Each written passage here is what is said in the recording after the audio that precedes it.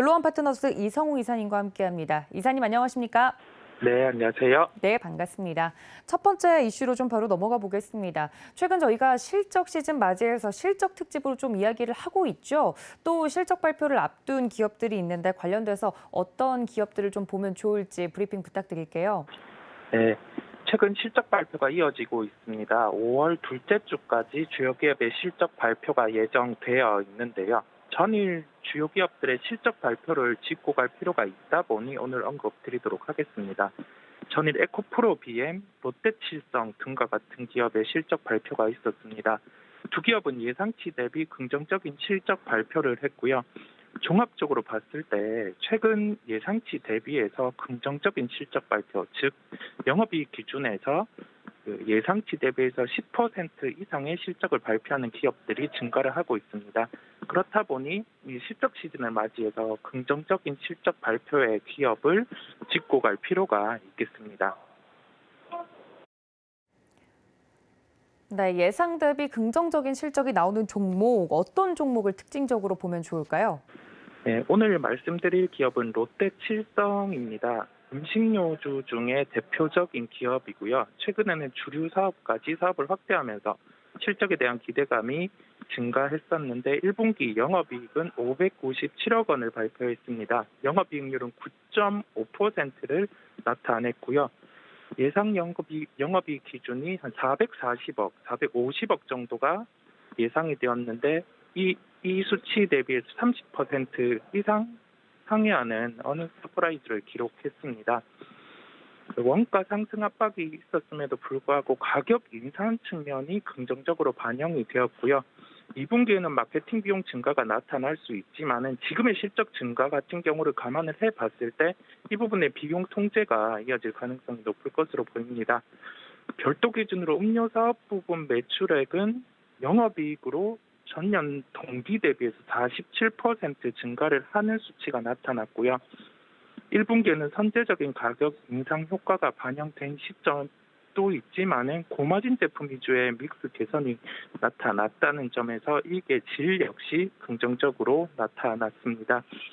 리오프닝 시대를 맞이해서 1분기 실적은 본격적으로 이 부분이 반영이 되지 않은 단계인데 실적이 긍정적으로 나타났고 2분기에 대해서는 이제 본격적으로 리오프닝이 반영될 수 있는 구간이다 보니까 저희가 실적에 대한 모멘텀에 부각 가능성이 높을 것으로 보입니다.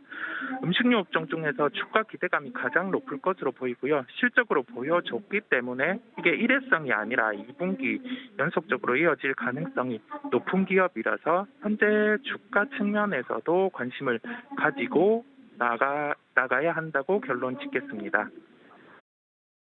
네, 롯데칠성 이야기를 특징적으로 해주셨습니다. 음식료 업종 중에 주가가 기대감을 좀 가지고 있는 종목이다 말씀을 해드렸으니까요. 혹시나 관련된 업종 안에서 보고 계신 종목들이 있다면 이 롯데칠성까지 여러분들 기억해 주시면 좋을 것 같습니다. 자, 다음 이슈 넘어가 보도록 하겠습니다. 지금 5월 FOMC를 앞두고 간밤에 뉴욕 증시 같은 경우는 변동성이 굉장히 컸다 이야기를 좀 해드렸는데 5월 FOMC를 앞둔 지금 이 시점에서 어떻게 시장 대응을 하는 것이 좋을지 사실 제일 궁금합니다. 손을 놓고 그냥 관망을 하면 되는 걸지 아니면 결과가 나온 뒤에 발빠르게 어떻게 좀 대처를 해야 될지 이사님 어떻게 좀 전략을 짜볼까요? 네, 전일 미국 시장 같은 경우도 변동성이 큰 모습이었고 장 막판에 상승을 하는 모습이었습니다. 한 1시간 전부터 상승을 해서 마감을 하는 모습이었는데요. 그만큼 시장은 변동성이 커진 국면, 우리나라 같은 경우도 시장 자체는 변동성이 커진 국면에 있습니다. 이러한 시장에서는 수급 위주의 체크가 필요하겠고요. 외국인 기관이 동시 매수로 유입되는 종목들을 추려서 살펴볼 필요가 있겠습니다. FOMC 같은 경우는 지금 금리 인상이라든지 이러한 부분을 반영한 단계고요.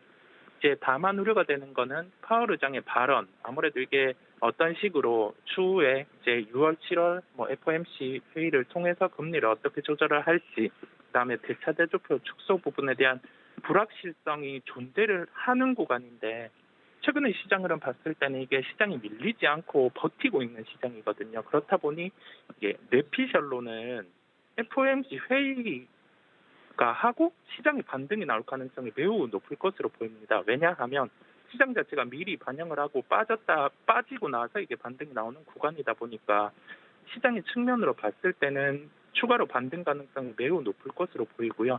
다만 오늘 정도 시장까지는 불확실성이 있다 보니까 저희가 관망 정도의 시각으로 유지를 할 필요가 있겠습니다. 하지만 종목을 체크해 보고 가야 되겠죠. 여기에서 수급 위주 체크가 필요한 시장이다 보니 수급적으로 개선된 종목 한번 체크하고 가도록 하겠습니다. 네, 이럴 때일수록 수급 체크가 중요하다 말씀해 주셨는데 그럼 수급적으로 좀 개선이 되고 있거나 좋은 종목은 어떤 종목일까요?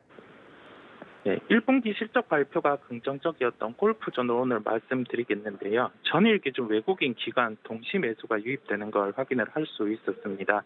골프존은 실적에 대한 이야기가 많았었습니다. 이 단순한 수치보다는 긍정적인 측면에서 얘기를 하는 쪽은 골프 인구가 늘어나서 이 데이터가 쉽게 꺾이지 않겠다라는 주장이었고, 반대되는 주장 자체는 이제 리오프닝이 되면 필드로 더 나가기 때문에 골프존에 관련된 스크린 골프 인구를 줄일 수 있다는 그러한 의견이 있었는데 1분기 실적은 예상치 대비해서 상회하는 실적을 발표한 걸 저희가 확인을 할 수 있었고요.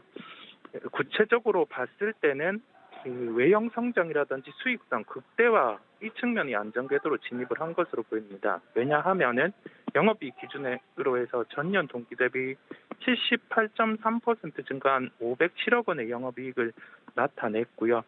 사업부별로 특징적으로 한 사업부가 좋았다라고 하기에는 모든 사업부가 긍정적인 실적을 나타냈습니다. 여기에서 이제 해외 사업부 같은 경우는 물류난 영향으로 해서 전년 동기 대비 매출 성장이 일부 나타나는 걸 저희가 확인을 할 수 있었고요.